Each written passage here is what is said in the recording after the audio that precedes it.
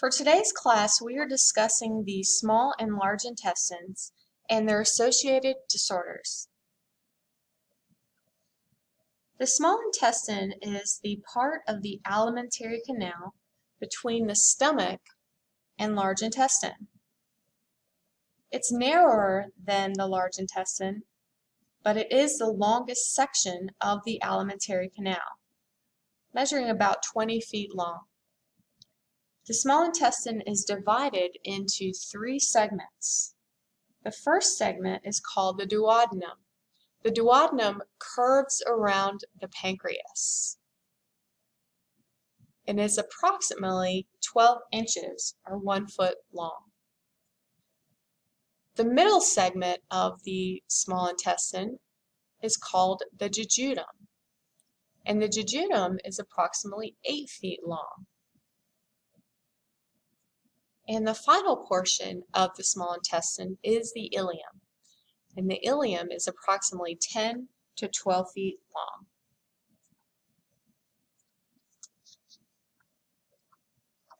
Now, most absorption takes place in the small intestine.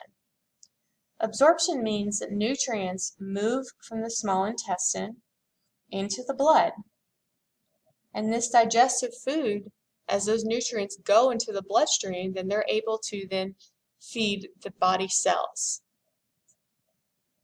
Anything that is not digested is going to continue on into the large intestine. The large intestine is also called the colon. It's approximately 2 inches in diameter, so it's wider than the small intestine, and that's how it gets its name. It is the terminal or the last part of the alimentary canal. The large intestine is approximately 5 feet long. And undigested and unabsorbed food materials that enter the large intestine, they get there by passing through a sphincter-like structure called the ileocecal valve.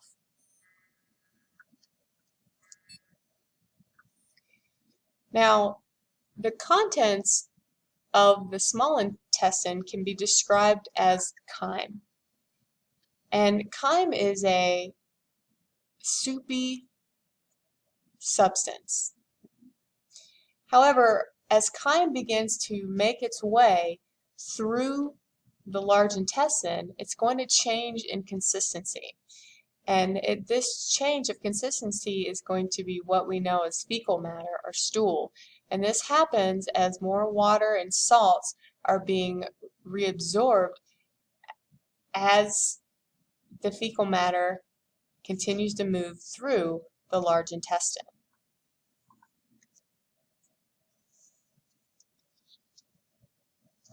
Now, the large intestine has different sections, and on this slide, they are listed in the order through which food or materials pass through the subdivisions of the large intestine.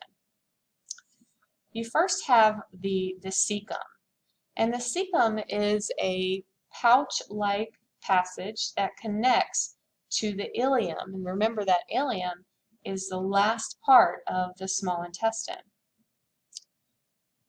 And then you have the colon. So the colon is the longest part of the large intestine.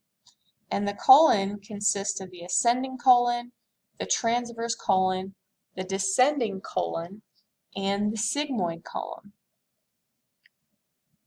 The colon is going to receive digested food from the cecum, and it's going to continue that process of absorbing water and nutrients. And at the end of the colon, that last portion is called the sigmoid colon. And what the sigmoid colon will do is it's going to contract so that that stool or feces then moves into the rectum. And the rectum, this area of the colon, the rectum, this area of the large intestine, serves as a holding area for feces until you are ready to use the restroom, or until the feces are ready to be eliminated by defecation. And at that point, then the feces are then going to move to the anus, where the feces leaves the body. Now, you also see a structure that is attached on one end to the large intestine, and this structure is called the appendix. Now, the appendix, the exact function is unclear. It's often thought of as being this remnant organ of the past that used to have function and now it doesn't. There is debate on this, and there has been some that suggest that the appendix is a storage house for good bacteria, but most of the time when you hear about the appendix, you hear about appendicitis, and so that's when the appendix gets inflamed and typically has to be removed. We're now going to move on to different disorders of the intestines. The first disorder that we are looking at is called constipation. And constipation can be described as having less than 3 bowel movements a week. With constipation, it results in these hard, dry feces and can involve straining to try to get that feces out. In order to treat constipation, it's encouraged to drink plenty of fluids, to also increase fiber in the diet, because fiber is going to move through the digestive tract more easily, and then also through exercise. Exercise helps to keep things moving through that digestive tract.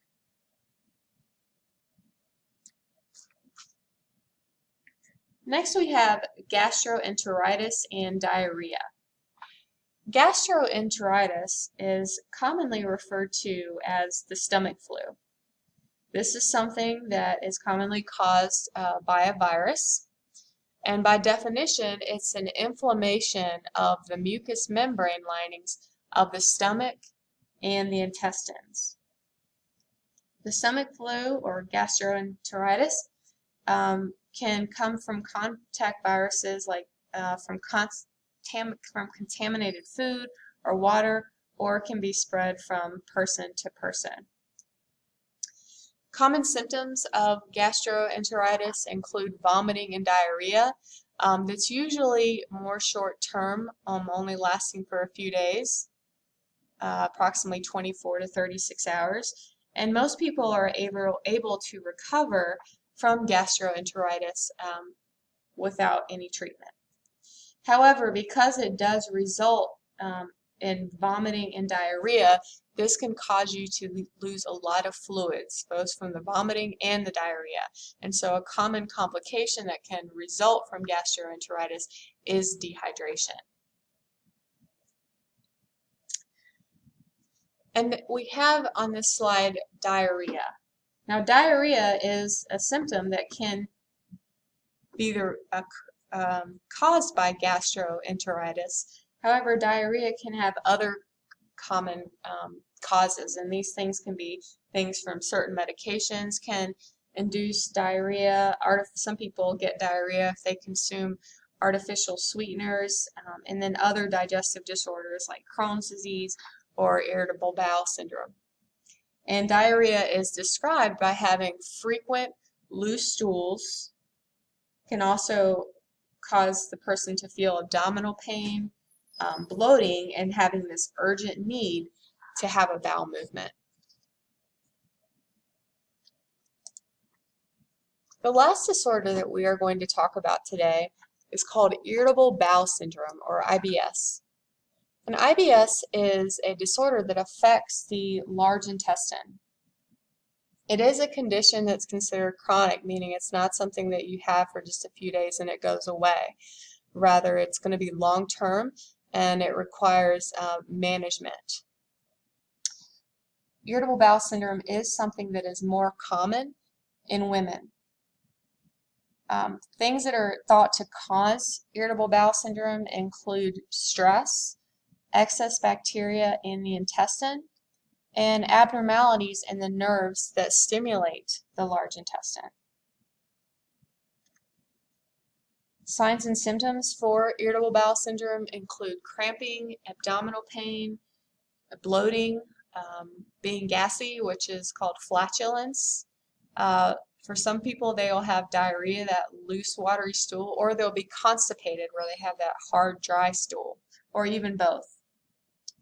And the treatment for irritable bowel syndrome focuses on relieving symptoms, so trying to avoid things that can trigger the IBS, but also following healthy lifestyle behaviors, such as eating high-fiber foods, drinking plenty of fluids, exercising regularly, and also getting enough sleep. And that concludes today's class on the small and large intestines and their associated disorders.